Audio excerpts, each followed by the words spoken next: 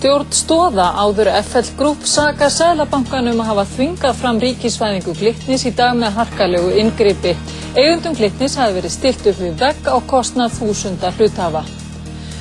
Forstjóri Kaupþings, stærsta banka Íslands, segir yfirtaka ríkisins á Glitni ekki hafa nein áhrif á Kaupþing þrátt fyrir að stærstu hluthafar Glitnis séu þar í miklum viðskiptum. Eiginfjárstaða Kaupþings sé góð. Komið sæl, það komið að seinni fréttum mánudaginn 29. september. Stjórn Stoða, sem hefur óskað eftir greiðslustöðvun, segir Seðlabankann hafa þvingað yfirtöku ríkisins á Glitni í dag og harmar aðgerðirnar sem muni hafa neikvæð áhrif á fleiri félög. Stjórn Stoða, sem áður hét FL Group, sendi frá sér harðorða yfirlýsingu nú síðdegis. Þar segir að eignarhlutur Stoða lækki 50 milljarða við yfirtöku ríkisins á Glitni. Eigið fé Stoða nam 87 milljörðum króna við lok annars ársfjórðungs og eignarfjárstaða Stoða sé því nú í miklu uppnámi. Héraðsdómur Reykjavíkur hefur samþykkt beiðni stjórnarfélagsins greiðslu stöðvun til 20. október. Í tilkynningunni frá stjórn Stoða segir enn fremur: harkalegt inngrip Seðlabankans ekkert annað en eignaupptaka þar sem hluthafar Glitnis tapa vel á annað 100 milljörðum króna. Seðlabankinn og ríkisstjórnin stilltu stjórn og stærstu eigendum Glitnis upp við vegg í skjóli nætur og þeir áttu enga kosti aðra en að samþykkja tillöguna.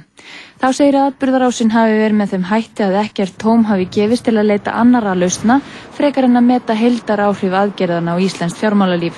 Stjórn Stoða harmar niðurstöðuna og lýsir fullri ábyrgð á afleiðingum þeirra á hendur bankastjórnar Seðlabankans. Tilvitnun lýkur. Rétt að benda á að Glitnismenn höfðu frumkvæði að þreifingum við Seðlabankann fyrir helgi vegna vandræða sinna og forsvarsmenn Seðlabankans hafa bent á að Glitnir hefði farið á hausinn ef ekki hefði verið gripið til aðgerðanna í dag, sem voru þær einu færu í stöðunni. Fréttastofa hefur frá því snemma í kvöld reynt að ná viðtölum við forsvarsmenn Stoða en þeir neita að tjá sig frekar málið að svo stöddu. Og kannski ekki að furða, atburðir dagsins hafa mikil og neikvæð áhrif á Stoðir og viðskiptaveldi Baugs sem tengist félaginu sterkum böndum. Stjórn Stoða hefur staðið í stífum fundarhöldum og erfiðar andvökunætur að baki og menn því ekki reiðubúnir að veita viðtöl. Forstjóri Kaupþings segir að yfirtaka ríkisins á Glitni komi á óvart en hafi ekki teljandi áhrif á rekstur Kaupþings. Í Kastljósi í kvöld sagði Hreiðar Már Sigurðsson forstjóri Kaupþings að yfirtakan myndi þó skapa viðskiptavinum Kaupþings ákveðin vandræði. Stærstu hluthafar í Glitni eru stórir viðskiptavinir Kaupþings. Eiginfjárstaðan okkar mjög sterk, við erum með eigið fé nálgast 500 milljarða króna og þrátt fyrir að einhverja af þessum viðskiptavinum lendi í erfiðleikum þá mun það ekki hafa nein teljandi áhrif á okkar stöðu. Stærstu hluthafarnir í til dæmis Stoðum, Baugur og fyrirtæki tengt því, kæmi það ekki illa fyrir ykkur ef við segjum að allt færi á versta vegi hjá þeim fyrirtæki? Já, ég vil helst ekki vera að ræða mikið mála einstakra viðskiptavina við alþjóð, en í útlánum okkar til okkar viðskiptavina þá tökum við tryggingar fyrir þeim útlánum. Svo ef við komum til viðskiptavinur lendir í erfiðleikum þá einfaldlega gengið að þeim tryggingum. En það hins vegar ljóst að þau séð á fyrstu 9 mánuðum þessa árs og sáum það fyrst í 6 mánuðu uppgjörum bankana að afskriftir fyrir útlána hefur aukist meðal annars vegna ástand á mörkuðum. Glitnir hefur verið umsvifamikill í fjármálalífinu í Noregi og þar í landi fylgdust menn grann en því sem gerðist á Íslandi í dag. Höfuðstöðvar Glitnis i Norge i framtemi. Banken med 55.000 viðskiptavini.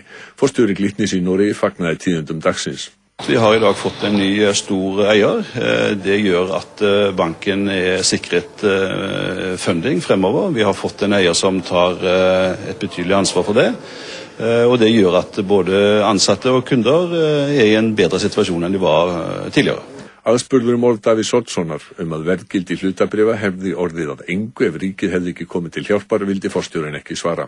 Det et hypotetisk spørsmål hva som ville skje dersom banken ikke hadde kommet inn. Det som realiteten jo at vi har hatt fundingutfordringer som andre banker.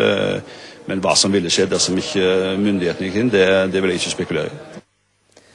Það var norska ríkissjónvarpið NRK sem ræddi við forstjóra Glitnis þar í landi en það voru fleiri erlendi fjölmiðlar sem fjölluðu vandræði Glitnis í dag. Það var á meðal New York Times og bresku dagblöðin Guardian og Financial Times.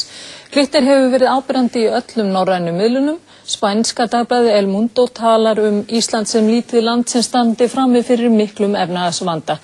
Breska ríkisútvarpið BBC talaði fyrstu þjóðnýtingu íslensks banka í fjármálakreppunni undanfarið. The Icelandic government says it has taken control of a struggling Glitnir bank, marking the first major banking nationalisation for this country in the current turmoil.